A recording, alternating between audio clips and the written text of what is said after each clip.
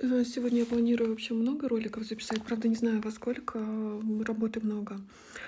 Смотрите, у людей с кассиетом просто те, которые должны идти в кассиет и, скажем так, своим даром помогать людям вытаскивать, не помогать, извините меня, лечить, чистить. Это не помощь, это реальная работа. Другой деятельности просто нету больше. Нас заставляют так, у нас отбирают все, пока мы не пойдем именно по дороге в кассиет. И вы никак не понимаете, что во время кассиетов ничем другим заниматься ты не можешь. Я отличная швея, я отлично вышиваю, я знаю в казахских орнаментах все и вся, и по одежде. Я могу быть специалистом в этой сфере. Но я не могу туда пойти, мне не дают.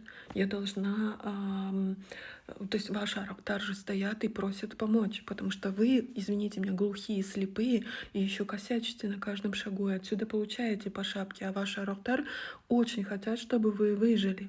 Потому что если род закончится, если все залезут во все вот эти проблемы, в итоге род закончится. И аруахам, то есть вам всем делать больше нечего в том мире. Вы останетесь никем, забытыми, потерянными. Вот. Вы поймите, пожалуйста, что людям с кассетом, они ничем больше не могут зарабатывать себе на жизнь. А вы еще пытаетесь за копейки, а кто-то даже за спасибо. Да кто-то просто так прийти и с Барсе, с Емше получить чистку, защиту, лечение. А им на что жить? Вы почему об этом не понимаете? Вы считаете, что если дал такой дар, это как будто, ну как это сказать, обязательство. Вы делаете рабов, вы делаете прислугу из Барсе Емше. Это люди, ну вот певец, это тоже кассиет, это тоже дар. Но вы же не просите его бесплатно петь, вы же идете на концерт за платные деньги. Художник то же самое происходит, скульптор происходит, ювелир — это кассиет, это один из высших кассиетов, это такой же Барсе. Но вы же не просите у него бесплатно украшения и так далее. Вы же за деньги это покупаете, за миллионы покупаете.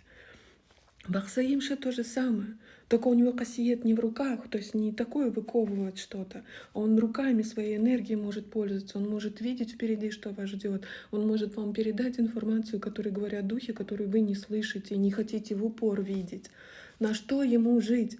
У Бахсы Имши нету, ни пенсионного нету, они ни кредиты не могут взять, ни ипотеку не могут взять, ни оплатить учебу, ничего не могут.